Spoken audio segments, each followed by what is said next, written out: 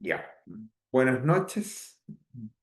Ya esperamos ahí lo suficiente o sea, nunca es insuficiente. Pero ya esperamos suficiente para poder eh, para recibir ahí a sus compañeros para que se unan, pero vamos a proceder con con la sesión de hoy día. ¿Ya? Y la sesión de hoy día es bien intensa. Yo creo que hay yo creo que ya estamos entrando en tierra derecha en cuanto a lo que es, ya estamos en tierra derecha, pero yo creo que corresponde hablar de una de las intervenciones que efectivamente puede llegar a salvar la vida del paciente. Por lo tanto, es sumamente importante que que la podamos entender, que la podamos, eh, que la podamos aplicar, quizás no en esta sesión, pero sí vamos a dejar lanzados o expuestos los principios. Así que vamos a comenzar y vamos a ver hasta dónde podemos avanzar. ¿Ya? Vamos. Vamos a compartir. Chuc, chuc. Y aquí está.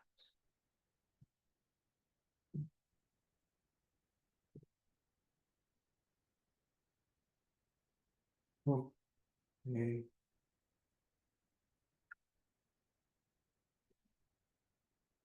ya. Ok. Entonces, ¿se escucha, no es cierto? ¿Estamos listos? ¿Listos y dispuestos? Estamos grabando. Así que vamos a ver qué es lo que pasa. Esta cuestión me molesta.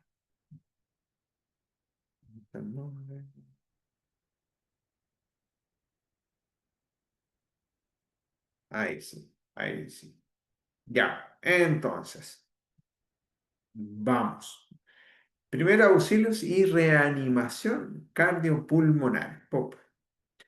Eh, ¿Se acuerdan que teníamos o tenemos varias condiciones, varios, varias emergencias, eh, varios accidentes que podrían llegar a requerir RCP, ¿ya? ¿Se acuerdan que desde lo más sencillo, un paciente, o desde el principio más bien, porque no es sencillo, sino que es complejo, desde el comienzo observamos que una simple herida penetrante o una simple herida cortante que pudiese afectar vasos sanguíneos arteriales podrían desencadenar una pérdida masiva de sangre al punto de generar un colapso circulatorio, ¿ya? Y si ocurre un colapso circulatorio, sí o sí se va a ver afectada la bomba que bombea, obvio, o la bomba encargada de impulsar la sangre hacia el resto del cuerpo, ¿ya? Entonces, también observamos que eh, una, una obstrucción de la vía aérea grave podría llegar a generar un paro cardiorrespiratorio. También observamos que un accidente cerebrovascular puede generar un paro cardiorrespiratorio, sobre todo si es un accidente cerebrovascular isquémico o hemorrágico extenso, o un accidente cerebrovascular que comprometa o afecte estructuras del tronco encéfalo que controlan funciones básicas como la respiración, frecuencia cardíaca, presión arterial. Y también observamos cómo un síndrome coronario agudo un infarto agudo al miocardio podría llegar a generar un paro cardiorrespiratorio. ¿Ya? Entonces, todas esas condiciones que hemos visto en sesiones pasadas pueden llegar a generar un paro cardiorrespiratorio en el adulto. Y entonces es ahora el momento de poder entender qué es lo que deberíamos o podríamos realizar en ese momento. ¿Ya? Vamos entonces. Entonces, un paro cardiorrespiratorio, dependiendo de la causa, es súbito, aunque uno puede ya visualizar qué pacientes podrían llegar a presentar un paro cardiorrespiratorio. Y en base a lo que hemos observado en sesiones previas, uno ya podría empezar a observar, podría observar qué pacientes van derechito o van encaminados hacia ese paro cardiorrespiratorio. Ya hemos visto en sesiones previas qué signos o síntomas nos van a indicar que esa persona va a presentar un paro cardiorrespiratorio. Sabemos, ya podríamos ser relativamente asertivos en cuanto a qué pacientes van a desarrollar un paro. Por ejemplo, lo que les decía previamente, un paciente que tiene un sangrado profuso o un paciente que nosotros llegamos a la escena de la emergencia y observamos una poza de sangre y vamos a ver al paciente, a la víctima, y el paciente no responde, no da señales de vida, lo más probable es que esa persona esté en un paro cardiorrespiratorio.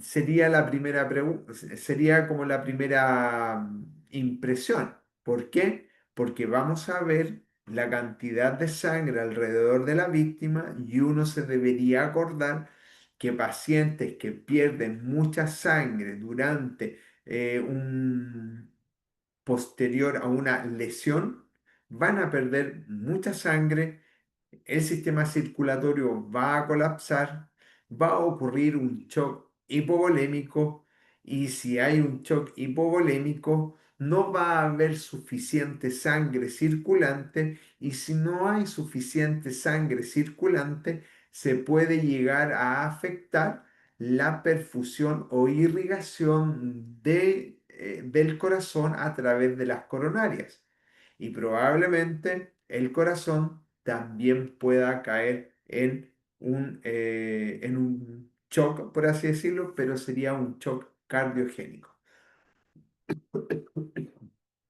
Entonces, así también un accidente cerebrovascular y así también una obstrucción de la vía aérea por cuerpo extraño grave, ¿ya?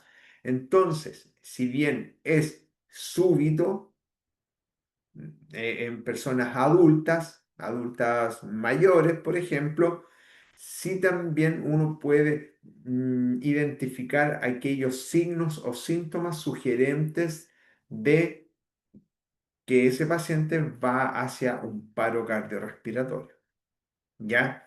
¿Y qué es lo que uno observa? Un colapso inesperado. Entiéndase por colapso inesperado un desvanecimiento. El paciente se cae sin alguna explicación aparente. ¿Qué ocurre también? Se detiene la respiración, deja de respirar y si se, obviamente se detendrá el flujo sanguíneo.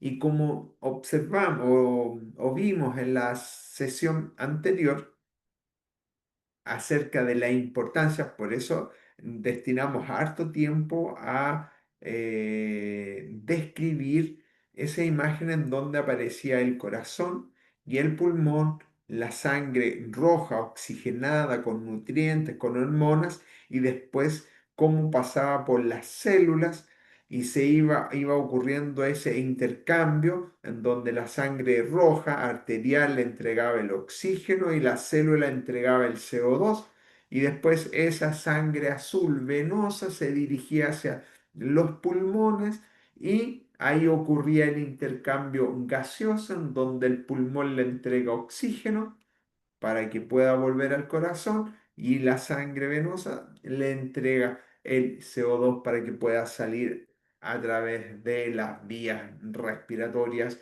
en cada expiración. Entonces, ¿qué ocurre si se detiene el flujo sanguíneo? Vamos a disminuir o comprometer severamente el aporte de nutrientes, el aporte de oxígeno. ¿Para qué? Para producir energía, para producir ATP. ¿Y qué pasa si la célula no tiene energía para poder llevar a cabo sus procesos celulares básicos? Va a entrar en una condición que se llama muerte celular. Y recordar que esta muerte celular puede ser en cualquier órgano, cualquier tejido. Puede ser sistema nervioso central, las neuronas, puede ser el hígado, aunque es más resistente a la hipoxia, los hepatocitos, hígado, hepatocitos, riñón, también puede verse afectado. Y obviamente el cardiocito, la célula cardíaca, responsable de la contractibilidad del corazón. Entonces, ya con esto, si ustedes van caminando por la vía pública o están en el banco y de repente ven que una persona colapsa de manera inesperada, se desvanece, ustedes se acercan a observarla, evalúan si es que respira o no respira, si es que el tórax se expande o no se expande, o si es que hay ruido, una respiración ruidosa, lo más probable que y que no recupere rápido el nivel de conciencia, lo más probable que esa persona pueda estar en un paro cardiorrespiratorio en donde va a experimentar una ausencia de flujo sanguíneo, un colapso circulatorio que puede llevar a muerte celular. Eso es súper importante, pero vamos avanzando. Entonces, vamos a tener dos tipos de reanimación cardiopulmonar: la reanimación básica y la reanimación avanzada. En el caso de la básica, vamos a, como antecedentes, tenemos que en el año 2015 350.000, nótese, 350.000 adultos en los Estados Unidos sufrieron un paro cardiorrespiratorio que no estaba asociado a un trauma, ¿ya? A un accidente, fuera del ambiente hospitalario, extrahospitalario. Y fíjense, y esos 350.000 fueron atendidos por personal de servicios de emergencia médica, ¿ya? Perdón. A pesar de estos avances, fíjense, menos del 40% de los adultos recibe RCP iniciada por personas sin experiencia médica, ¿ya? Como ustedes, por ejemplo. Yo algo de experiencia médica tengo. Entonces, menos del 40%, ¿ya? O sea, un 40% recibe RCP por personas que no tienen alguna relación con el ámbito de la salud. Y fíjense, y menos del 12% se ocupa el DEA, ¿ya? Antes de la llegada del servicio de emergencia. ¿Qué nos dice esto? ¿Qué nos dice esto? Recuerden que estamos en el ambiente extra hospitalario. Recuerden que cuando hablamos de ambiente extra hospitalario puede ser hogar, puede ser vía pública, puede ser lugar de trabajo, puede ser medios de transporte, puede ser colegio, ¿ya? Interesante ese punto por el hecho de que no, si bien la ley obliga a tener a los establecimientos educacionales, los obliga a tener un DEA, no siempre cuentan con ello. Y el riesgo que podrían llegar a... ¿Cuál es el riesgo? Obvio, aparte de que el niño no pueda salir del paro, obviamente va la multa respectiva por no contar con un DEA. De hecho, hay una ley que obliga a todas las instituciones no recuerdo muy bien el número de personas que reúne, debería tener un DEA. Entonces, retomando, ese es el ambiente extra hospitalario. Y fíjense, menos del 40% de las víctimas recibe RCP por personas como usted, y ahí me voy a incluir también, como yo, ya asumiendo que no tengo experiencia médica. O sea, es muy bajo el porcentaje. ¿Y cuál es el problema acá? El problema es que muchas veces ese tiempo en que ocurre el paro cardiorrespiratorio y entre que llega el servicio de emergencia, ese tiempo es crucial. Ese tiempo puede llegar a ser fatal. Esa ventana de tiempo entre que llega el SAMU puede llegar a determinar un mal pronóstico de vida, mal pronóstico funcional y una pésima calidad de vida con secuelas, por ejemplo, neurológicas o cardíacas. Entonces, insisto en esto porque de esto, de esta clase, por así decirlo, dependen muchas cosas para la persona que sufre una emergencia. ¿Ya? ¿Cuál es la idea? Que cada vez más personas no relacionadas al ámbito de la salud tengan entrenamiento y tengan experiencia en participar o iniciar reanimación cardiopulmonar, por una parte, y por otra parte, que el uso del DEA aumente significativamente, ¿ya? Aumente. No puede ser que, pese a existir una ley que obliga a las instituciones, a lugares públicos, a tener un DEA, no exista, no exista por una parte o no exista personal capacitado para utilizarla. Ese es el tema, ¿ya? Entonces, importante que podamos nosotros sentirnos capaces de realizar reanimación cardiopulmonar y junto con ello solicitar inmediatamente un DEA y obviamente avisar al SAMU para que puedan llegar y puedan iniciar la reanimación cardiopulmonar avanzada. Oh, mire.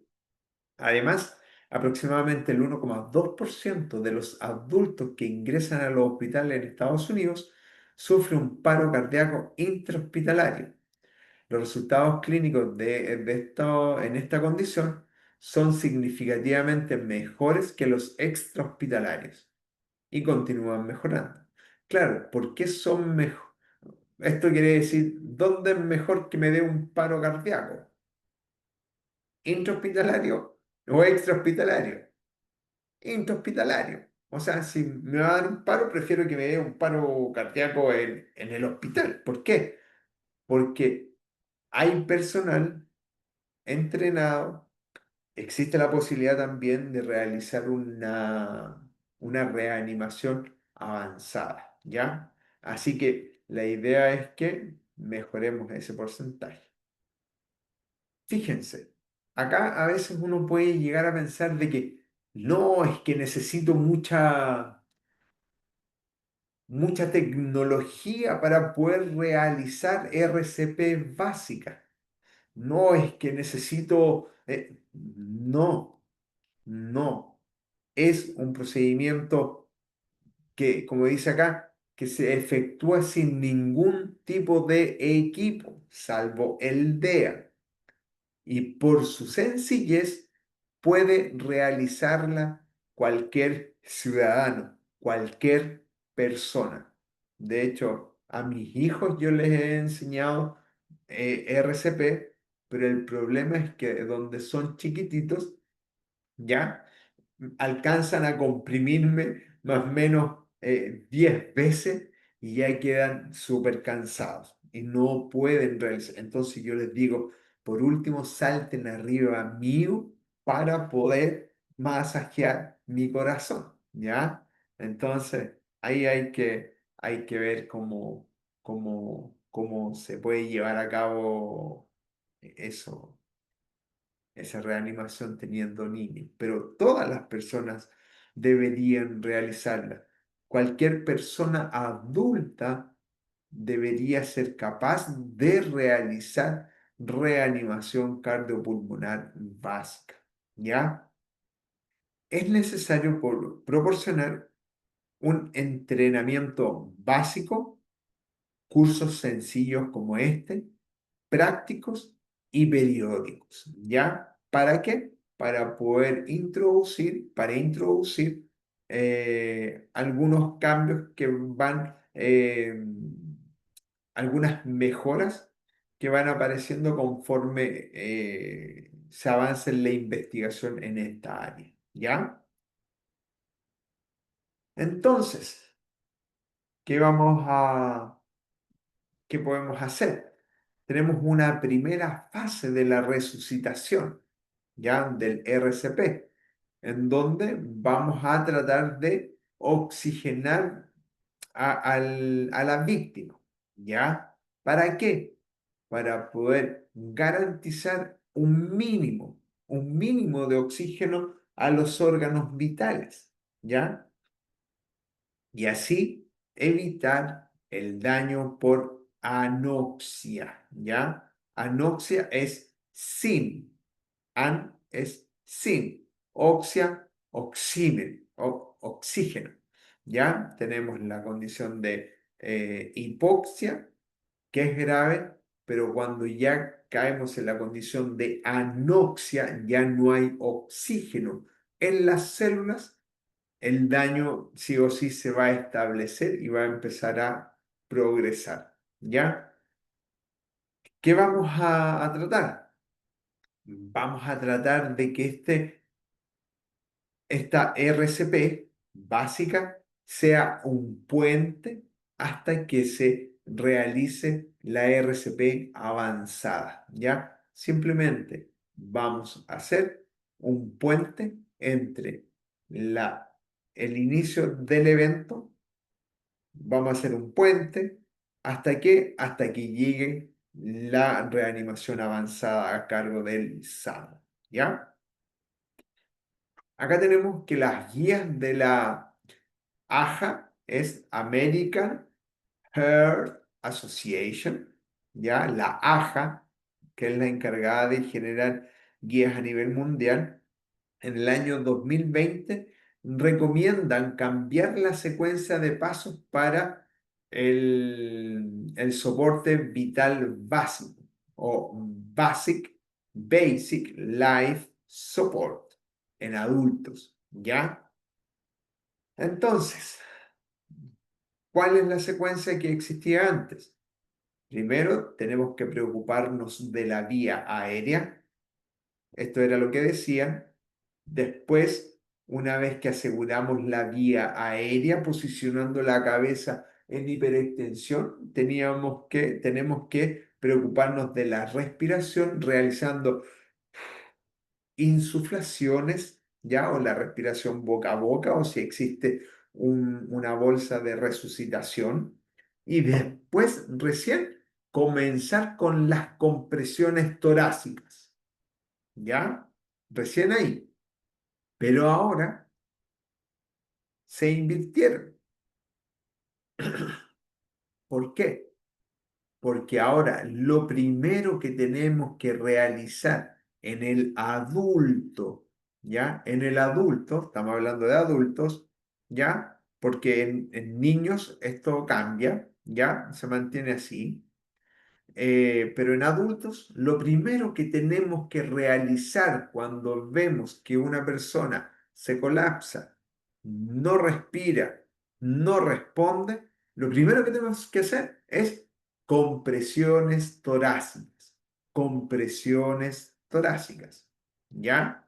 Después de un determinado número de compresiones, nos vamos a pasar a la vía aérea, en donde nuevamente vamos a hiperextender eh, eh, cabeza, cuello, ¿ya? Y ahí vamos a administrar la respiración, ¿ya?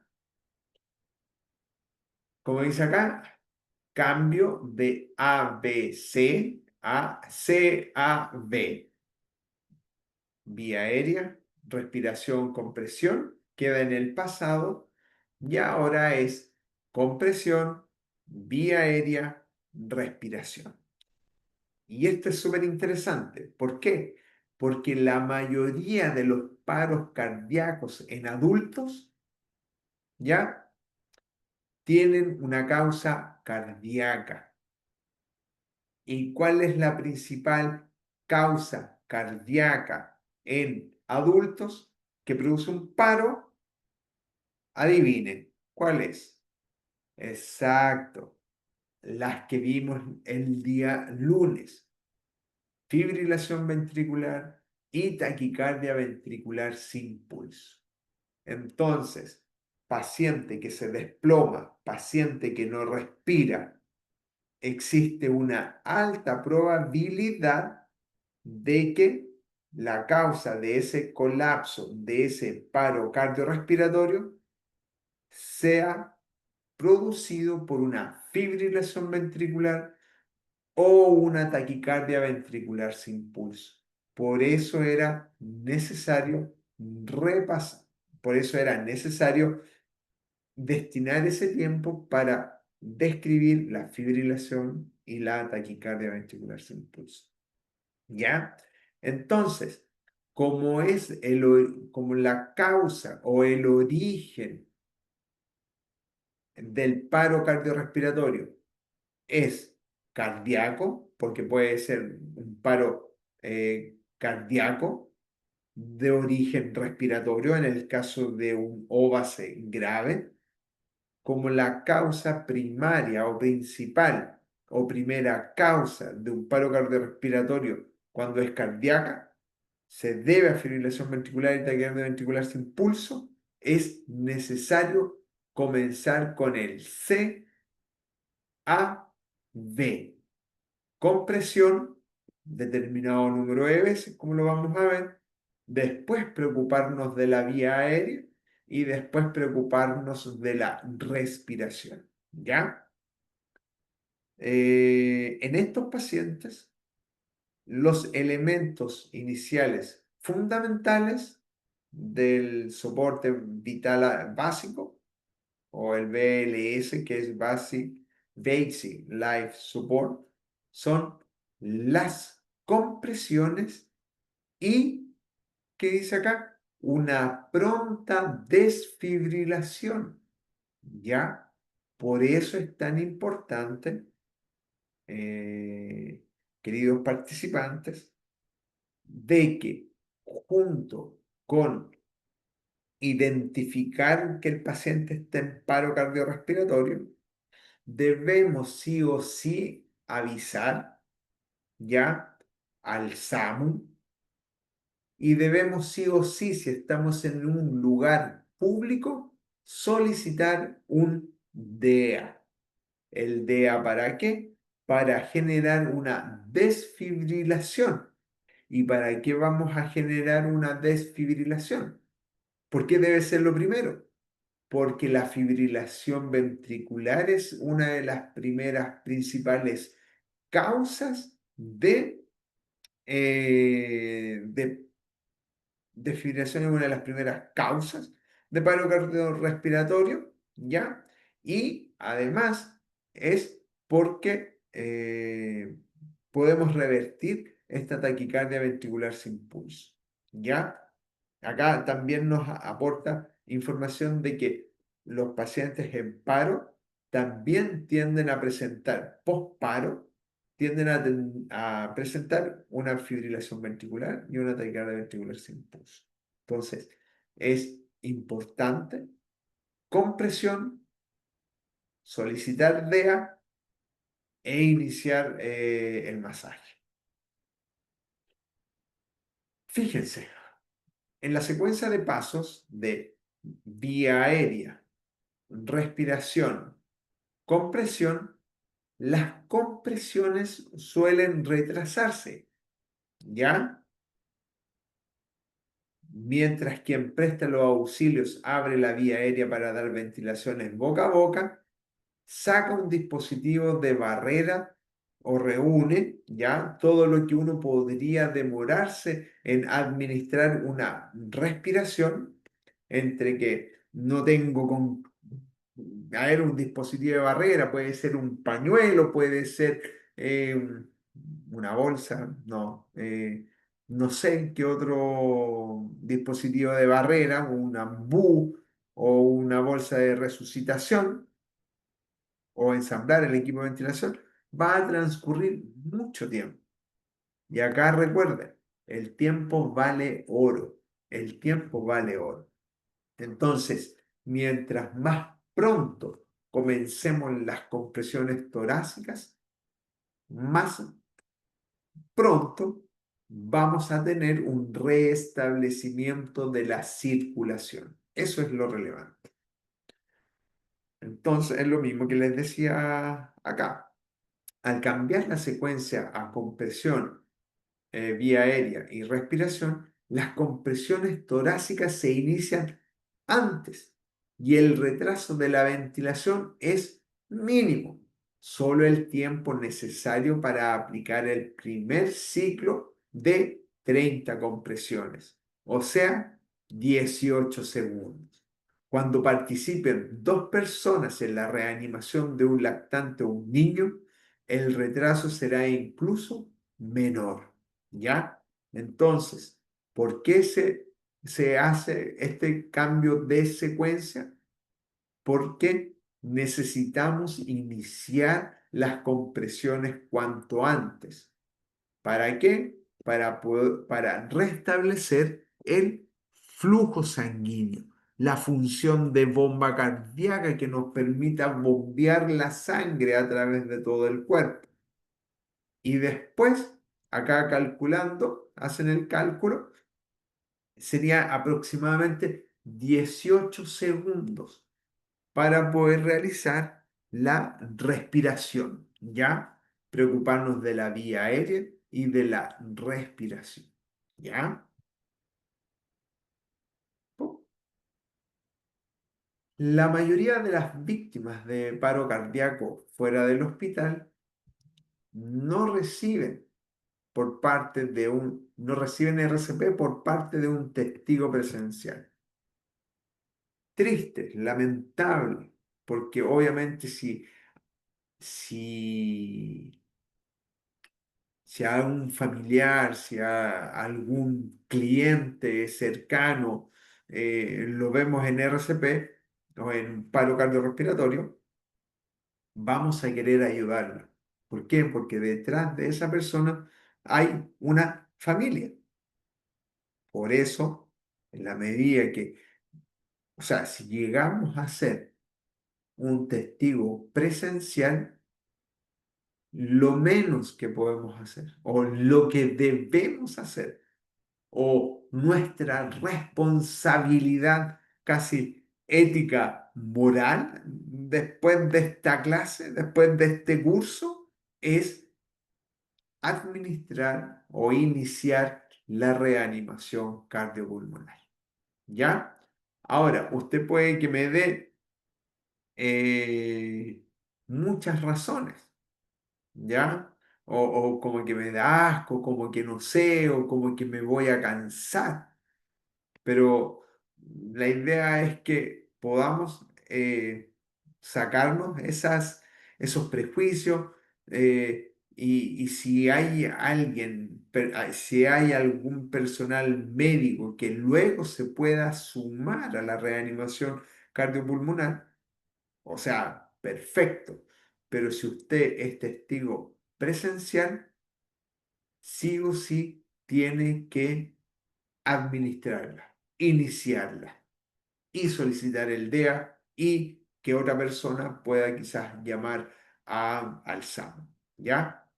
Y acá dice, esto puede deberse a múltiples razones, pero una de ellas puede ser el hecho de que la secuencia de pasos A, B, C comienza con el procedimiento que le resulta más difícil al reanimador. O sea, abrir la boca, abrir la vía aérea, posicionar la cabeza en hiperextensión y dar ventilaciones. ¿Ya? ¿Qué pasa con esto? Sí, yo creo que ahí uno podría eventualmente ver algunas alternativas para poder realizar las ventilaciones. Eh, algún tubo, un tubo, no sé, alguna. Yo creo que en el caso extremo de paro, uno pone las manos ahí para que no tenga contacto directo con con la boca, con la mucosa de la otra persona y ahí poder administrar las ventilaciones. Entonces, pensando en eso, es que también se recomienda que se inicien las compresiones torácicas. ¿Por qué? Porque de esa manera podríamos animar a otros testigos a iniciar la RCP, ¿ya? Y que el otro se encargue de la ventilación. Víctor Áñez. Entonces, el soporte vital básico suele describirse como una secuencia de acciones, pasos bien ordenados, secuencia de, secuencia de acciones acá. Y, eh, y es válido también cuando lo administra o lo aplica una persona o dos personas o tres personas. ¿Ya? Entonces, iniciar las compresiones torácicas antes, eso es clave, ¿verdad? Eso es clave. Sí o sí tiene que ser. Si a alguien le pregunta, eh, em, ¿con con qué comienza? ¿Comienzan con las ventilaciones o comienzan con las compresiones? Y ustedes, claramente, después de haber terminado esta clase, van a tener que decir, obvio, compresiones. ¿Cuántas? En principio, 30. Después, dos respiraciones. ¿Ya? Esto anótenlo por ahí. Compresiones torácicas antes que la ventilación. Poco. Compresiones torácicas antes de la respiración. Compresiones torácicas y después la ventilación. Sí, vamos a ir avanzando en eso. Paso uno. No le vamos a hacer RCP a todas las personas, claramente. Entonces, ¿a quiénes tenemos que administrar esta RCP a aquellas personas que están inconscientes. Por tanto, lo primero que tenemos que hacer es determinar si la víctima está consciente. Luego, ¿qué tenemos que hacer? Debemos examinar brevemente, y nótese esto, brevemente la respiración. ¿Por qué digo brevemente? Porque a veces hay personas eh, que como que tratan de ver, a ver, estará respirando 10 segundos. Oye, pero yo como que veo que como que se le expande el tórax. A ver, ya van 30 segundos y el corazón en paro, no está latiendo, no hay circulación y ya empieza a correr el tiempo de descuento de las reservas de oxígeno que podrían estar en la sangre, ¿ya? Que es muy reducida, nada, de minutos. Entonces, ay, como que, a ver, voy a ver si se empaña casi el espejo. Y entre buscar el espejo ya va el minuto. O de repente escucha algo y oh, ahí como que está respirando. Ah, entonces si está respirando no está en paro. No. Determinamos si la víctima está consciente. Evaluamos brevemente la respiración y dependiendo de esas dos respuestas, nos lanzamos a la reanimación cardiopulmonar. Después, acá recomiendan determinar la presencia de pulso, ¿ya? Y acá el pulso se verifica a nivel de la arteria carótida. Esta. Po, po, po, po. Chup. Acá. Arteria carótida. Por si no, la arteria carótida, pulso. Imágenes. Ah, no me tiro. Acá, esto es más para poder identificarla. Acá están las carótidas. Y bueno, acá aparece masaje del seno carotillo que tiene otro propósito para poder manejar un tipo de, yo dije, manejar un tipo de arritmia, pero no es el objetivo. Ah, no, masaje carotillo. No, otra.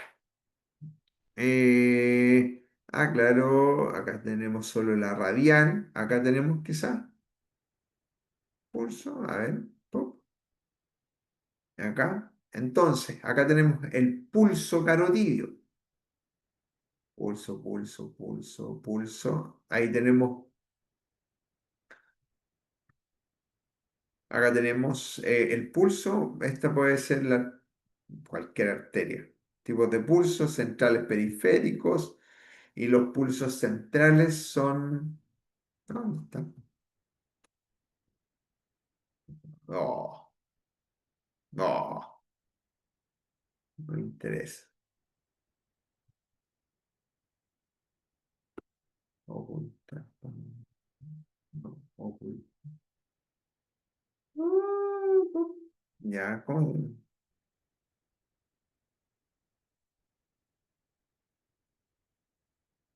ya, abajo. O sea, bueno, pero pulso. Acá, puede ser esa. Pulso carotidio. Acá. Ya, vale. Ok. Acá sería el pulso radial. Ya, pulso radial. Y acá sería el pulso carotidio. Ya. ¿Dónde aparece más? Ese sería el pulso carotidio. Entonces, ¿qué vamos a hacer? Todavía nos quedan 4 minutitos. Vamos a ver, sí, ese sería el determinación del pulso carotidio, ¿ya? ¿Para qué? Para poder asegurarnos si es que el corazón está latiendo o no. ¿Ya? Si es que el corazón está latiendo o no y está generando ondas de pulso. ¿Ya? Determinar presencia de pulso. Ahí estamos. Generalmente se determina con estos dos dedos, el índice y el cordial, acá. ¿Ya? Entonces, paso uno, determinar si la víctima está consciente. Evaluar brevemente la respiración. Paso 2, determinar la presencia de pulso. ¿Dónde vamos a evaluar el pulso? A nivel de arteria carótida. Ahí está la carótida. Acá tenemos la aorta que está saliendo desde el corazón, desde el ventrículo izquierdo. ¿Ya? Y después esta, ahí genera la aorta. Este es el callado aórtico, aorta descendente. Y vemos acá, ¿qué hacemos con el pulso? Uno, o sea, no uno. ¿Qué cosas vemos del pulso? ¿Hay pulso o no hay pulso? Ok, vamos a, trataremos de contar el número de pulsaciones en un minuto, 60 segundos, en absoluto. Fíjense acá, acá la idea, y yo creo que eso es como lo interesante. 10 segundos. Todo tiene que ser rápido. Todo tiene que ser asertivo. Por eso la invitación es a que puedan armar un algoritmo mental que en sus cabezas puedan crear una secuencia de pasos, secuencias de acciones, secuencias de intervenciones. Entonces, paso uno, vemos nivel de conciencia. 2, evaluamos respiración brevemente. 3, evaluamos pulso. ¿Dónde lo evaluamos? Lo evaluamos a nivel carotidio. ¿Vamos a estar contando las pulsaciones por 60 segundos? No, solamente 10 segundos. Lo que nos interesa saber acá es si es que hay pulso o no hay pulso. No nos importa las pulsaciones por minuto. No nos importa si es que el pulso es regular, irregular. No, nos interesa saber si es que hay. Lo que nos interesa saber es que si hay o no hay pulsos. Y para eso, 10 segundos. Y uno no va a tener, acá uno podría casi colocarse obstruccionista, pero si yo quiero ver, a ver, ya, voy a poner el cronómetro para identificar si es que el paciente tiene pulso durante los 10. No, uno ya más o menos tiene una idea mental del transcurso del tiempo. Puede ser pulso o no pulso. No, no pulso. Ok, ¿qué vamos a hacer? Ahora, la tendencia a la no determinación del pulso por parte de los rescatistas no profesionales. ¿Qué quiere decir esto? Que existe la posibilidad de que uno como ustedes, o me incluye también, como nosotros, puede que no seamos del área de la salud, a lo mejor me quede la duda si es que tiene pulso o no tiene pulso.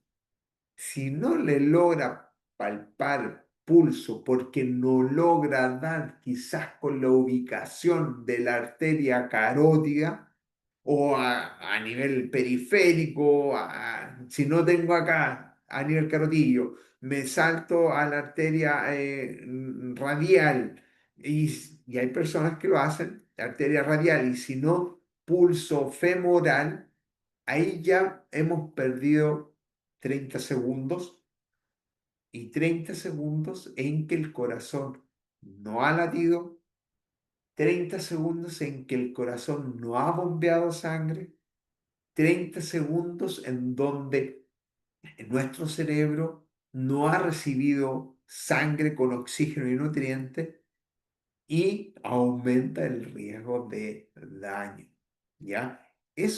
Por eso hay que ser bien cuidadoso y les insisto nuevamente eh, acerca de la importancia de una verificación rápida de los elementos sugerentes de paro cardiorrespiratorio. Rápido. No vamos a tardar un minuto en identificar, no vamos a tardar un minuto en identificar el paso uno, hoy como que no está consciente, como que no sé, a ver, no, oiga, oiga, oiga, no responde, estímulo táctil, fuerte, no, doloroso, no está respirando, el pulso, tampoco veo pulso, RCP. Al tiro, al tiro. No nos vamos a demorar en hoy, a ver, no, como que sí, como que no. Nos lanzamos de inmediato. Paso 2. Mire, fíjense. Si no, bueno, tenemos la opción de que si no logramos detectar pulso, interesante eso, porque si no detectamos pulso, uno podría pensar de que no, como no es personal médico o que trabaja en salud, uno podría llegar a pensar, estaré tomándolo bien, pero puede que lo esté tomando bien, pero el paciente no tenga pulso, por tanto está en paro, por tanto hay que iniciar las compresiones torácicas. Entonces, este asunto del pulso podría llegar a ser ahí un poco, podría llegar a confundir, pero sí está establecido dentro de los pasos. Ahora, si logramos identificar pulso, uno podría, y un pulso, claro, si tiene pulso, ya, tiene pulso, perfecto, ahí uno podría llegar a a actuar un poco más, que podría quedarse quizás acá en el pulso, ya, arteria carótida, para ver o incluso contar el pulso, lo que sea. Ahí tengo. Pero si no, nos lanzamos.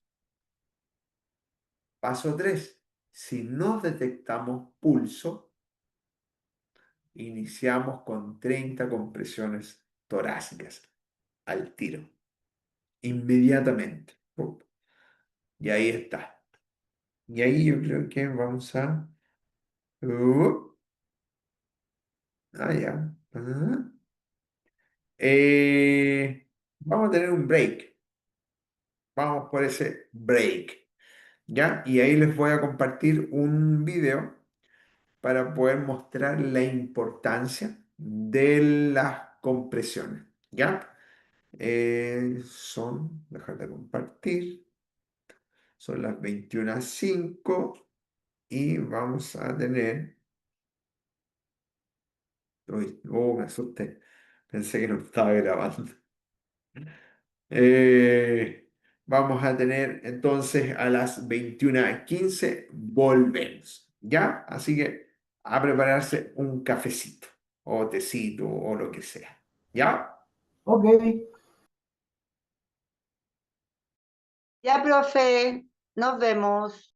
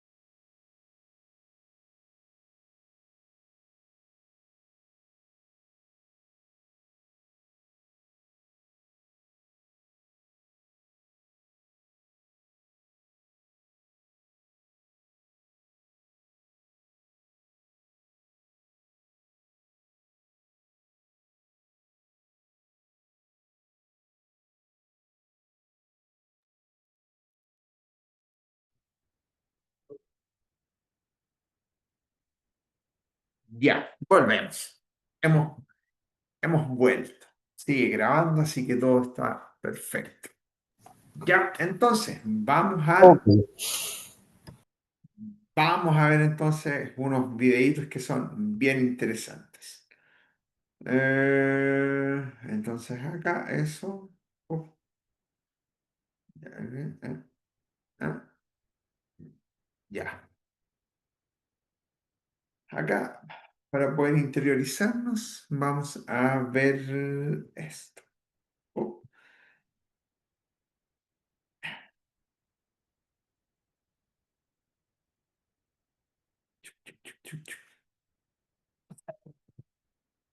no tengo el premium, así que no voy a pagarlo. Escuche que podrás aprender Chau. con tu clase de la semana de Excel. En la primera aprenderás a organizar y analizar datos. Ya, saltar. Ya. Se escucha y se ve, ¿no es cierto? Sí, se escucha. Buenísimo. Entonces acá estamos. Pum, veamos. Nuestro corazón es un órgano maravilloso. Trabaja muy duro por nosotros cada segundo de cada día, entregando sangre y oxígeno a cada célula en nuestro cuerpo. Pero cuando un súbito paro cardíaco ataca, nuestro corazón repentinamente e inesperadamente deja de latir efectivamente y el flujo de sangre se detiene. Sin intervención alguna, el cerebro, órganos vitales y nuestro corazón comenzarán a morir. Comenzar resucitación cardiopulmonar es la única posibilidad de sobrevivir que tiene la persona. Fíjense, no sé si se logra visualizar. Claro, es como bien ejemplificador lo que ocurre con el corazón.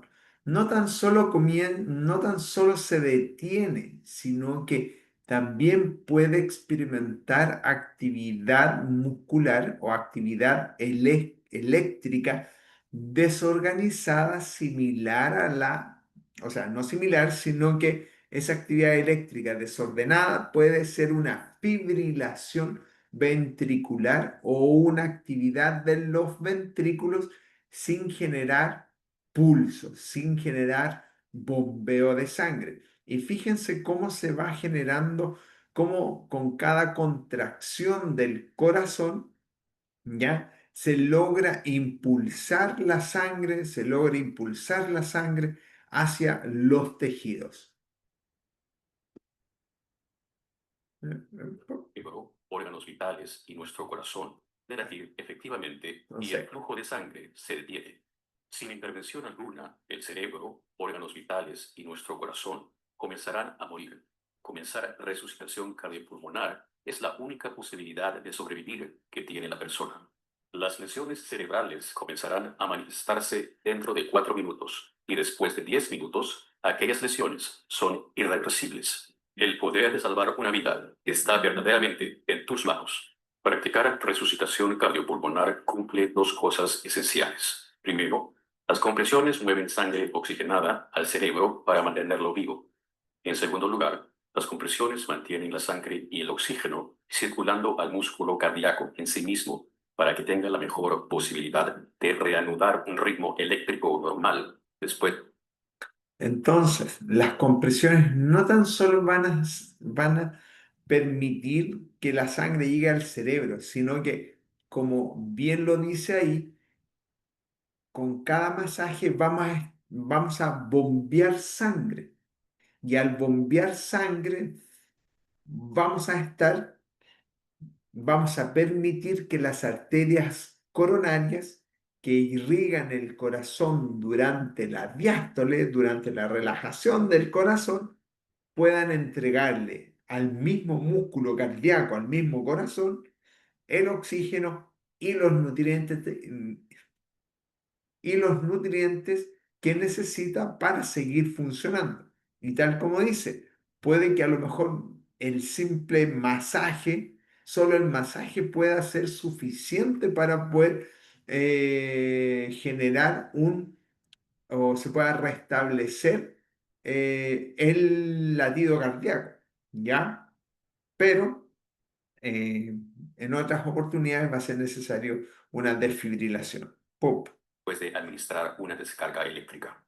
Al comenzar las compresiones, usted está creando un bombeo artificial y está Eso es interesantísimo. Imagínense que cuando el corazón está detenido, no hay, no hay circulación de la sangre. No hay circulación de la sangre. Está detenida. A veces a mí me cuesta entender lo complejo del sistema, lo complejo del circuito cardíaco, darle la importancia que tiene el corazón. Me llama mucho la atención el hecho de que ahí está detenido, no hay flujo de sangre, ni flujo de sangre hacia el cuerpo, bombeando la sangre oxigenada en las arterias, ni tampoco hay un flujo de sangre venosa que está retornando al corazón y que por tanto nos está bombeando a los pulmones. Interesante. Al comenzar las compresiones, usted está creando un bombeo artificial y está haciendo el trabajo del corazón manualmente. Con cada compresión efectiva, usted está incrementando la presión en el sistema, la cual facilitará la circulación de sangre a través del corazón y hacia el cerebro. Toma tiempo para hacer que la sangre circule gracias a la resucitación cardiopulmonar. Entonces es muy importante el empujar fuerte y rápidamente para incrementar la presión que mantiene la sangre fluyendo al cerebro. El empujar hacia abajo, con compresiones de al menos 2 pulgadas de profundidad, permite que el corazón sea comprimido y que las 2 pulgadas son aproximadamente 5 centímetros, ¿ya? Eso es lo que se debería deprimir el tórax de la persona que está recibiendo el masaje cardíaco. 2 pulgadas por lo menos. pulgadas de profundidad permite que el corazón sea comprimido y que la sangre salga. El efectuar las compresiones a un ritmo de 100 a 120 por minuto es necesario para mantener la sangre circulando. Veamos qué sucede cuando retiramos nuestras manos del pecho. La sangre deja de circular al cerebro. Es por esta razón que si usted retira sus manos del pecho para administrar respiraciones o para cambiar roles, es esencial minimizar tiempo fuera del pecho. ¿Se dan cuenta lo importante que es minimizar? O sea, lo primero es el inicio precoz, temprano, de las compresiones, ¿ya? Después que las compresiones tengan una determinada profundidad, sí, las compresiones puedan deprimir el tórax más o menos 5 centímetros y además tienen que alcanzar una frecuencia entre 100 y 120. Ahora, si yo estoy solo, si yo estoy solo y tengo que administrar ventilaciones, ese tiempo fuera del tórax, ese tiempo en donde dejo de realizar las compresiones, tiene que ser súper reducido. Entonces, rápidamente estoy acá y me paso a la respiración, inflo los pulmones, realizo la insuflación o la inspiración, una, dos, y rápidamente me vuelvo a tórax para continuar con las compresiones.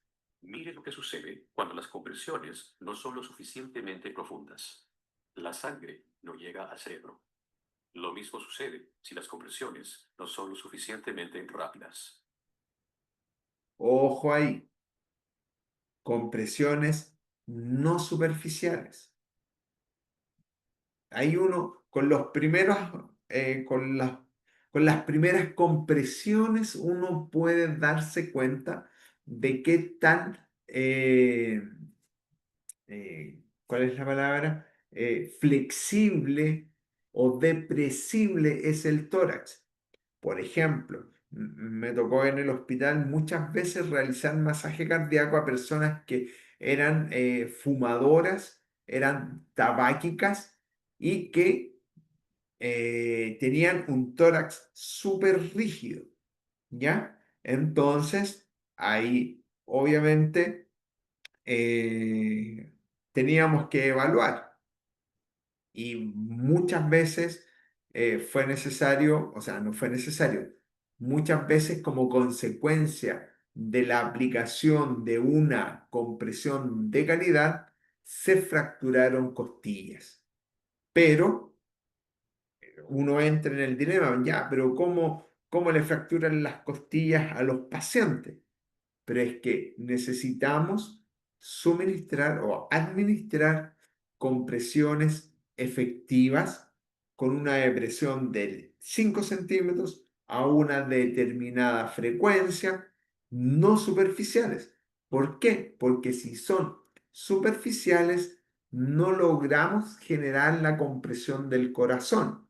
Y si no logramos generar la compresión del corazón, no se logra generar el efecto bomba que permite la circulación de sangre a través de todo el sistema.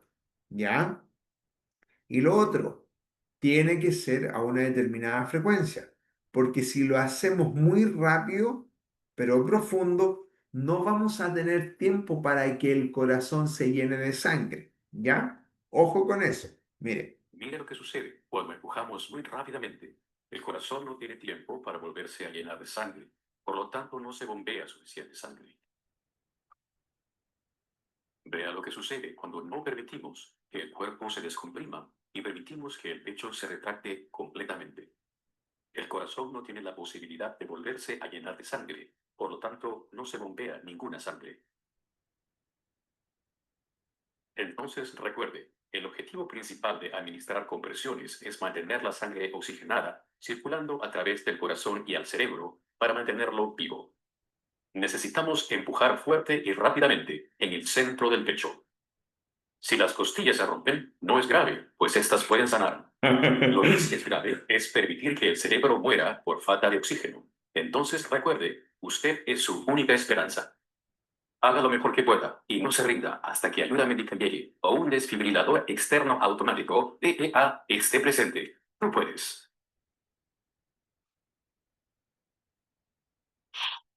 Oh, ya, hola. Pup, pup, pup, pup. ¿Dónde está la otra? Spanish, esta. Aprovechemos de ver esta. 3 motivos por los que tu equipo de Show. ventas querrá usar Monday Sales CRM. Customer Primer- Source.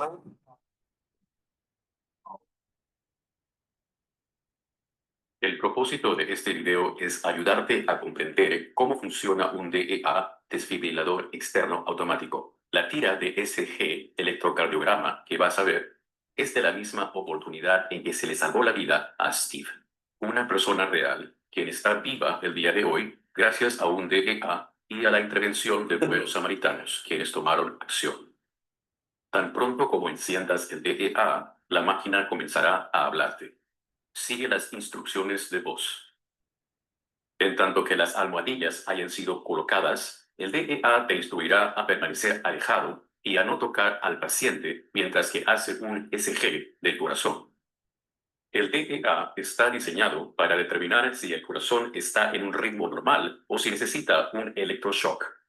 En este caso, el corazón está en fibrilación ventricular, el ritmo más común cuando alguien experimenta paro cardíaco repentino.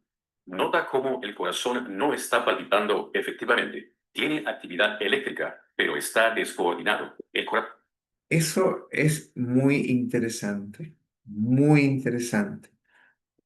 Si uno se metiese ahí en el corazón o como uno lo puede visualizar ahora, claro, en un paro el corazón está ahí, no está generando la contracción ordenada, coordinada, auricular izquierda, ventrículo izquierdo, no. Actividad cardíaca, actividad eléctrica cardíaca desordenada. Experimenta paro cardíaco repentino. Nota cómo el corazón no está palpitando efectivamente. tiene actividad eléctrica, pero está descoordinado. El corazón parece estar temblando como gelatina. Cuando está en este ritmo, puedes ver que el corazón no está bombeando efectivamente ninguna sangre. Este ritmo es letal y debe ser detenido. Cuando el DEA lee un ritmo desfibrilable, el DEA te instruirá a presionar el botón para administrar un electroshock, o algunos DEA son automáticos y administran un electroshock a la persona automáticamente. En este momento, nadie debe estar tocando a la persona. El DEA enviará una corriente eléctrica a través del corazón, la cual regresará al DEA completando un circuito. El propósito de este electroshock es detener el corazón completamente de este ritmo descoordinado por un periodo de tiempo muy corto y darle tiempo para que se reajuste. Nota cómo el electroshock detuvo toda actividad eléctrica en el corazón de Steve por un breve momento. Segundos después de este electroshock, nuestro propio nódulo SA, nódulo sinoauricular o el marcapasos de nuestro corazón, tratará de ganar control del corazón y le dirá al resto del corazón cuándo apretar. Puede tomar hasta 2 minutos para que el corazón se reorganice a sí mismo después de un electroshock, antes de que pueda funcionar otra vez y bombee sangre al cerebro efectivamente. Esta es la razón por la cual serás instruido a comenzar ESP inmediatamente después del electroshock. Tu trabajo es administrar compresiones fuerte y rápidamente en el centro del pecho para bombear sangre manualmente al cerebro y de esa forma mantener el cerebro vivo. Tus compresiones no interferirán con el corazón mientras trata de reorganizarse a sí mismo eléctricamente. Entonces, no te preocupes acerca de eso. Después de 2 minutos, el DEA te instruirá a detener la ESP. Volverá a analizar el corazón e informará si se necesita otro electroshock. Siempre escucha a la máquina y sigue las instrucciones de voz. En el caso de Steve, el SG detectó un ritmo saludable y en consecuencia, un segundo electroshock no fue necesario. En el caso de Steve, solo un electroshock fue necesario para revivirlo. El corazón de Steve sigue latiendo y está vivo con nosotros el día de hoy.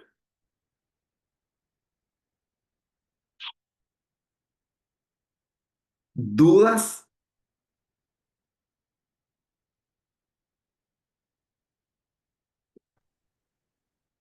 No, profesor, bastante claro. ¿Algo que les haya llamado la atención? Deja de estudiar inglés.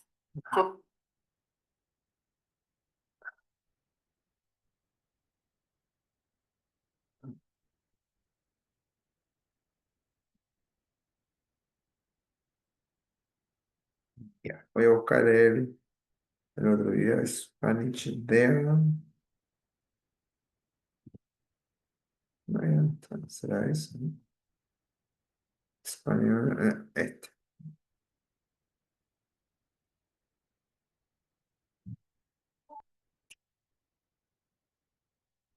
Ya. Ahí les compartí los dos videos. ¿Ya? Entonces, no, de más, Judith. Sí, pero vamos a tener, bueno, ahora vamos a describir la técnica. Yo creo que el principal problema que puede ocurrir es que las personas se cansen rápidamente. Por eso, para evitar esa situación, la idea es poder retomar, o sea, reclutar eh, a un mayor número de personas con tal de que se vayan rotando en la administración de las compresiones cardíacas. Eh, pero es necesario que puedan entender la importancia o puedan valorar o puedan, sí, valorar, entender, darse cuenta de la importancia de las compresiones precoces. ¿Ya? Entonces, lo que quería hacer antes de esto es, miren, vamos a tener un tiempo en donde, aquí donde estoy, acá, acá. ¿Dónde estoy? Acá. ¿Dónde están? Acá. Top. Mostrar, mostrar para el de video. Acá. ¿Será posible que cada uno de ustedes logre identificar el pulso carotidio y me indique la frecuencia cardíaca que tienen actualmente? Necesito que me digan cuál es el pulso que tienen ahora. ¿Cuál es el pulso? Entonces, recuerden, ¿cómo tomar el pulso? Lo vamos a tomar a nivel carotidio, con estos dos dedos, con estos dos dedos, acá. Y vamos a ubicar, fíjense, ahí se alcanza. Tenemos el cartílago tiroide que está acá, que es un huesito, acá. De hecho, uno lo puede mover para allá y al lado del cartílago tiroide pasa la arteria carótida, o carotidia, arteria carótida. Y al lado de eso es posible sentir, sentir las pulsaciones. ¿Lo logran hacer o no? ¿Logran identificar el sitio exacto para poder registrar la frecuencia cardíaca?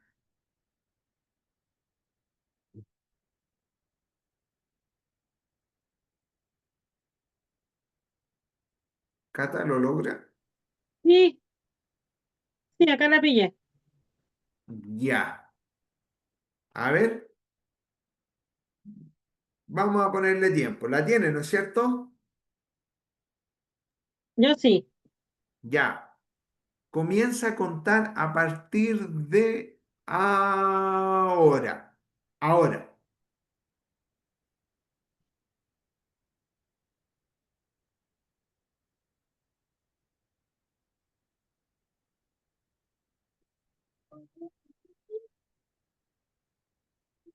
Stop, Cata. Stop. Ya, ¿Cuánto costó? 30. 30. ¿En serio? 30 por... En 15 segundos uno tiene que multiplicarlo por 4. O sea, tiene 120. Sí, conté 30. Ya. Corrobórelo. Corrobórelo. Acá me escribían, ¿cuánto? Marcelo Campos, una máquina, 52 por minuto. Muy bien. Ahora, interesante. Claro, pero ahí no sería. Uno generalmente no anda con el saturómetro digital, por tanto, no podríamos contar con él. Eh, o capaz que sí, pero sería bueno, Cata, que a lo mejor pudiesen luego en 15 segundos, si la va a medir en 15 segundos, tiene que multiplicarlo por 4, pero no sé si el resto logró identificarlo. Lucía logró identificar el pulso carotidio. Sí, profesor, pero no conté los segundos, no sé, no conté cuántos eran, pero A sí, ver, a ver, ubíquelo, a ver. ¿ya? ¿Está? Vamos a hacer hasta 15 segundos. A partir de ahora, ya.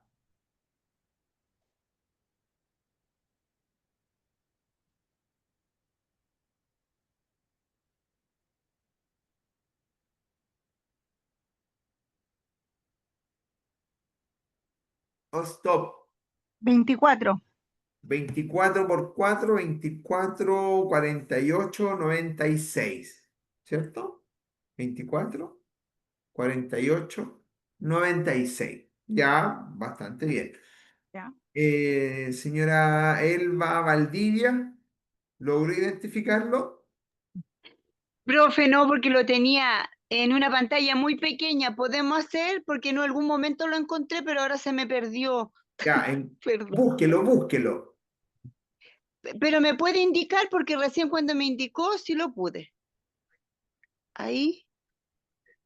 Tenemos el cartílago tiroide, que es un huesito Ya. que Detrás de eso está la glándula tiroides y al ladito Ya. tenemos la arteria carótida y se toma con estos dos deditos. Ya, ahí estoy. ¿Ya? Ok. A partir de ahora cuente hasta cuando yo le diga stop. Son 15 segundos. Ahora ya, vamos.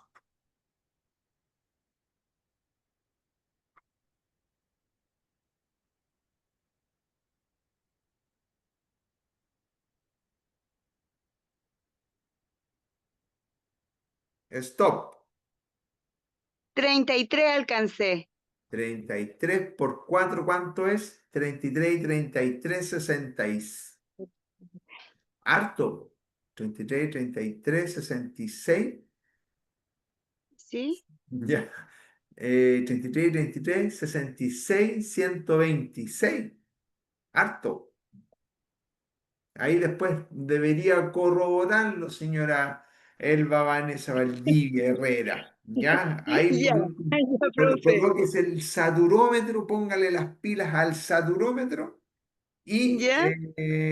corrobórelo, ¿ya? De lo Ok. normal, en condiciones de reposo, tranquilo, deberían ser bajo 90, ideal 80, y en personas y en personas entrenadas, que tienen un corazón bien eficiente para poder contraerse, como Marcelo Campos acá, que muestra 52 por minuto, súper bien. A lo mejor está más Ah, relajado Marcelo. Lo Judith, conté con los segundos del computador, profesor. Puede ser que haya uno o dos que se hayan quedado fuera, pero más o menos eso fue lo que me dio. ya, buenísimo. Judith 23, 46, 92, muy bien. 21, Claudia, 21 por 4 son 21, 42, 84, muy bien. Entonces, recuerden muy bien la ubicación de los dedos para identificar o sentir el pulso carotídeo como punto de referencia acá. Se ve, bueno. Cartílago tiroides, pueden moverlo hacia los costados, obviamente no muy fuerte, lo mueven hacia el costado, lo logran identificar e inmediatamente contiguo, adyacente al cartílago tiroides, logramos palpar el pulso carotídeo.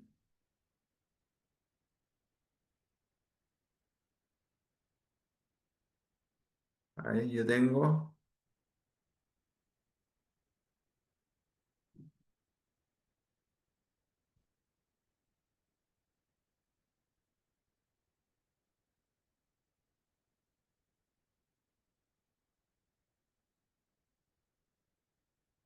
18, 18 por 4, 18, 36, 36 por 2, 72.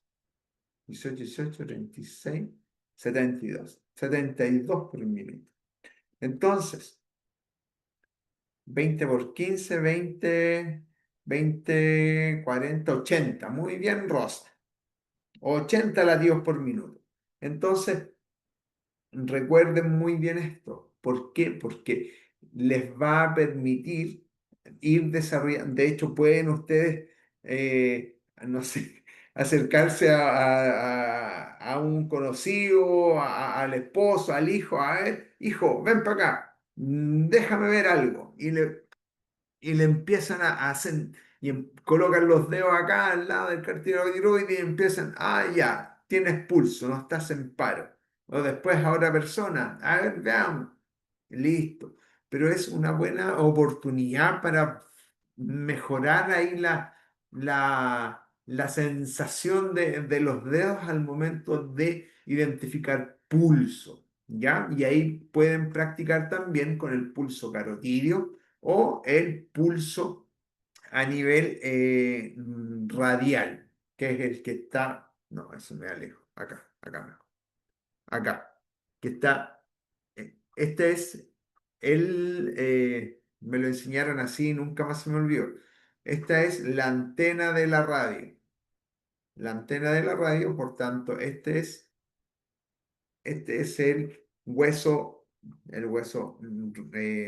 radio, ¿ya? Ahí se me va. Y acá, al lado de estos tendones que se observan ahí, un poquito más arriba, está o pasa la arteria radial. Y también con los dedos en esta posición pueden identificar si es que existe pulso o no existe pulso.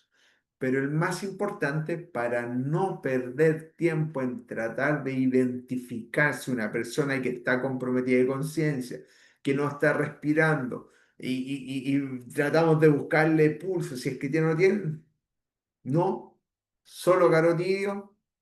Si no tiene pulso carotidio o nos cuesta mucho ubicarlo, identificarlo, no lo sentimos, pero además tenemos compromiso de conciencia, no respira, masaje cardíaco. ¿Ya? Ahí está. Entonces, paso 2, determinar. Repasemos los pasos. Recuerden, determinar si la víctima está consciente. Examinar brevemente la respiración. Determinar la presencia de pulso, donde vamos a identificar si es que hay pulso o no, a nivel de arteria carótida. Ahí está la carótida. ¡Pum! No demorar en este acto, por eso tenemos que saber dónde buscar con nuestros dedos, al lado del cartílago tiroide acá, no demorar más de 10 segundos. Si no lo detectamos en ese tiempo, vamos acá nos tomamos 15 segundos solamente para poder identificar cuál es la frecuencia cardíaca en un minuto o extrapolarla. Pero acá no queremos saber cuántas pulsaciones tiene, tiene la persona, sino simplemente identificar si es que hay o no hay pulso. ¿Ya? Si no los detectamos, iniciamos iniciamos las compresiones. ¿Ya? Si no detecta pulso, iniciamos las compresiones. ¿Cuántas compresiones? 30 compresiones torácicas. ¿Cuánta profundidad? Más o menos 5 centímetros. ¿Con qué frecuencia? 100 a 20 compresiones por minuto. ¿Ya? ¿Cuál era lo otro? Profundidad, frecuencia. Administramos las respiraciones después de las primeras 30 compresiones. Nos lanzamos ahí, administramos las insuflaciones o administramos la respiración y después luego seguimos comprimiendo. En todo este proceso ya avisamos que hay un paciente en paro y que por favor traigan un DEA urgente. ¿Para qué? Para poder colocarlo y para poder instalar los parches de acuerdo a lo que nos dice el DEA, el propio DEA, y así pueda realizar el análisis del ritmo cardíaco. ¿Ya? Entonces, ¿dónde vamos a realizar las compresiones? En la zona intermamilar, acá, ¡pum! ¡Pum! ¿Dónde? En la zona, en el esternón, ¿ya? ¿Con qué lo vamos a realizar? Con el talón de la mano. ¿Cómo vamos a colocar nuestras manos? Ahí, ahí, talón y ahí, ¿me veo, no? Bueno, ahí se ve. Entonces, ¿dónde vamos a posicionar nuestras manos? En la zona medial, en el centro, en la zona del esternón. ¿A qué altura? A la altura de, acá dice pezones, yo prefiero llamarlo intermamilar, las mamilas, ¿ya? Y ahí posicionamos nuestras manos, ¿ya? Y realizamos la compresión, ¿ya? Uh. Y aquí viene una descripción de la maniobra, ¿ya? Sáquenle un pantallazo a esto porque es sumamente importante, ¿ya? ¿Por qué? Porque para realizar una compresión efectiva necesitamos no doblar los codos, pero antes de eso, nos colocamos al lado del paciente, obviamente que va a estar tendido en el suelo, en la camilla, ¿ya? Nos colocamos al lado del paciente, fíjense qué tan cerca, ¿ya? Acá tenemos unos 90 grados, un ángulo recto, tenemos las rodillas dobladas y acá es el movimiento que vamos a realizar va a ser principalmente a expensas de cadera, ¿ya? Cadera. Y ahí tenemos una angulación ahí bien particular. Pero lo importante es que los codos no se doblan, los hombros tienen que estar a la altura del talón de la mano, que está en contacto con la zona intermamilar en la región esternal, acá. ¿Para qué? Para poder empezar a mover. ¿Para qué? Para comenzar a realizar la compresión.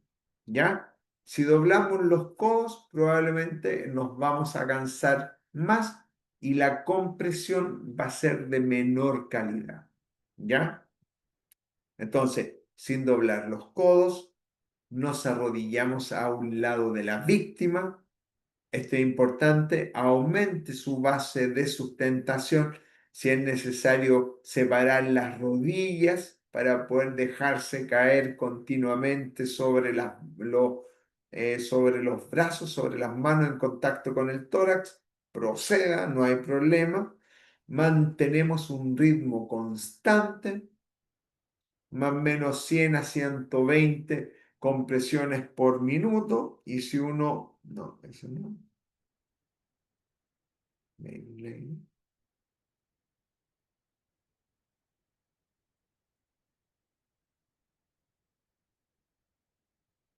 Ahí. ¿Se escucha? No mucho, no. No, profe. Por ahí. Sí, se escucha aquí.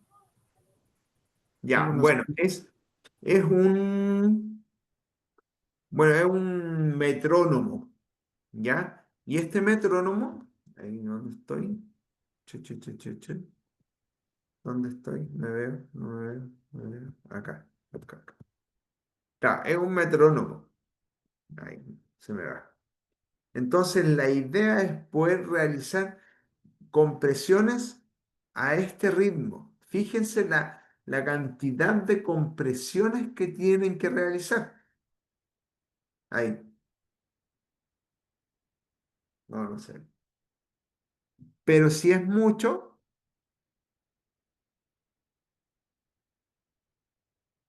mínimo eso. Ta.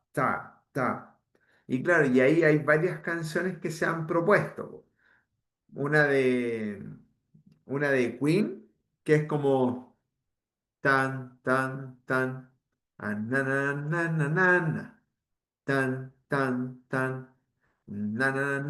na. Y había otra que es Staying Alive.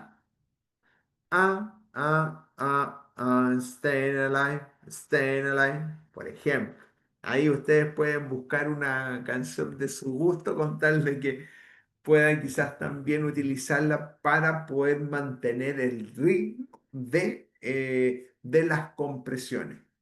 Pero para que sean compresiones efectivas, necesitamos, repasen muy bien esta posición.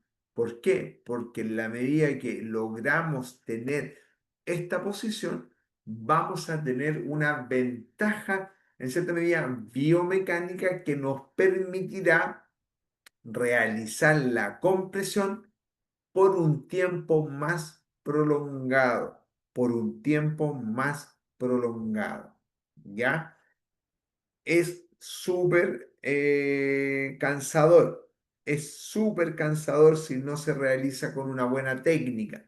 De hecho, puede empezar a aparecer dolor de espalda o molestia en la cadera, o a lo mejor los codos se comienzan a doblar cuando realiza la compresión, pero manteniendo esta posición, esta posición, vamos a realizar la presión, la compresión directamente sobre el tórax con todo el resto del cuerpo. Nos dejamos caer sobre nuestros talones que están sobre el esternón. Esa es la gracia, pero con los codos bien extendidos. ¿Ya? Ojo, vean esta, sé que puede ser, no sé, traten de adoptar esta posición, traten de colocarse al lado de una almohada, adoptando esta posición y traten, en serio, hagan el ejercicio, pongan dos almohadas, ¿ya? Y traten de mantener este ritmo. Pueden buscar en alguna aplicación, ¿ya? Acá. eh, un metrónomo. ¿Para qué? Para que puedan ir familiarizándose con el ritmo o con el número de compresiones que hay que realizar. ¿Ya? Entonces, adopten esta posición, junten dos cojines grandes de esos de sillón que no se forman tanto y colóquense al lado de lo que sería el paciente, al lado del cojín, y traten de mantener el ritmo de 100 a 120 compresiones por minuto por un minuto. Traten de hacerlo y después me cuentan cómo les va. Y cuéntenme también cuáles son los principales problemas que pueden ustedes sentir al momento de aplicar. Y ahí se van a dar cuenta de cuán necesario es, o sí, cuán necesario es tener un compañero para poder realizar las compresiones. Yo una vez estuve masajeando, a ver, me tiré fueron como 5 o 6 minutos masajeando. Y después quedé con los brazos así, onda, muy contracturado. Y cuando recién comenzaba, claro, uno toda la fuerza la hacía a nivel de cuello, con los trapecios. Y por eso después quedé con todos los trapecios contracturados. Pero después, cuando uno logra adoptar una correcta posición y la fuerza la realiza de manera vertical sobre el esternón, se mejora la técnica, se mejora la compresión y se disminuye el cansancio. Hagan ese ejercicio, hagan ese ejercicio, se los pido por favor. ¿Para qué? Para que puedan tener la sensación de lo que podría ser una situación real y de cuánto podrían en cierta medida durar masajeando a una persona. ¿Ya? Eso. Veamos acá. Falta. Entonces, recuerden, si bien es sumamente importante la compresión de más o menos 5 centímetros o 2 pulgadas, también es igual de importante que podamos tener una expansión torácica al momento de retirar, no retirar nuestras manos, sino que al realizar la descompresión, por así decirlo. ¿Ya? ¿Por qué? Porque durante la descompresión vamos a tener al corazón llenándose de sangre nuevamente para luego, en la siguiente compresión, realizar el bombeo de sangre y así por 100 y así hasta que llegue el sistema de emergencia para poder realizar el RCP avanzado. ¿Ya? Así que ojo con eso. ¿Ya? Y demás está decir que hay que reducir al mínimo las interrupciones de las compresiones, porque como veíamos en el video, cada vez que ocurren interrupciones, la sangre deja de fluir, la sangre deja de circular por el cuerpo, la sangre deja de alcanzar órganos nobles como el cerebro. Por tanto, necesitamos minimizar al máximo estas pausas en las compresiones torácicas. Una frecuencia de 100 a 120 compresiones por minuto reduce al mínimo las interrupciones en las compresiones, ventilaciones. ¿Ya?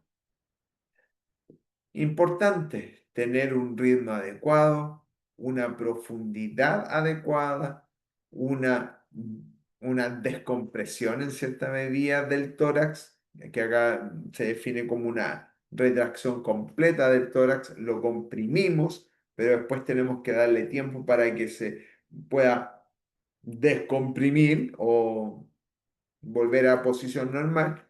Y otra cosa importante, minimizar las pausas.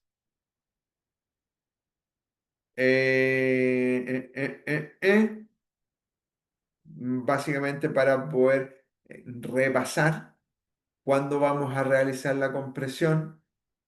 Una vez que el paciente no responde, está comprometido de conciencia, no respira, no detectamos pulso, grábense eso, no responde al estímulo verbal, no responde al estímulo táctil, no responde al estímulo doloroso, en eso nos demoramos 5 segundos, 6 segundos, no más que eso. Después vemos si es que está respirando o no, de manera breve, ahí ya tenemos quizás otros 3 segundos. Después tratamos de detectar pulso, no detectamos pulso, ok, compresiones, ¿cuántas? 30. ¿Dónde? En el centro del pecho, en la zona, entre las tetillas o en la zona intermamilar. ¿En qué región? A nivel esternal. ¿Con qué? Con el talón de la mano, ¿ya? Apoyo firme, sin alejar de la piel. Acá dice región tenar o hipotenar de la mano dominante. Ahí. Y compresiones de 30 segundos. Ahí estamos. Nuevamente, más para poder recordar en adultos, por lo menos 5 centímetros, 2 pulgadas, no mayor a 6. Y como decía el video, si es que en algún momento cruje alguna costilla, se puede sanar eso, no hay problema, pero acá lo importante es salvarle la vida a la paciente o al paciente o a la víctima. Ya estamos, harta información y yo creo que dada la cantidad de alumnos que se sumaron hoy día, solamente 10, en un tema que es ultra necesario, que es lo que le puede salvar la vida a cualquier adulto, ¿ya? Yo creo que vamos a tener que repasarlo la próxima semana. ¿Quedan dudas con respecto a todo lo que vimos? No, no está. Déjame compartir. Ninguna, profesor, por mi parte. No, Ya, está súper gracias. claro. Lo único que fue harta la inasistencia hoy día. Sí, cada uno a su... Bueno, vaya a saber uno qué Sí, podrá po. ocurrir, pero No, profe, yo incluso estuve en el Sapo hoy día y yo me conecté igual. ya, muy bien, pues está aprendiendo. El tema es que uno nunca sabe. Sí, yo creo que ese es el... Yo creo que eso o esa situación es lo que a veces puede llegar a generar un cargo de conciencia tremendo. Y es como, ya, aquí voy a, ya, entonces sería eso, nos vemos.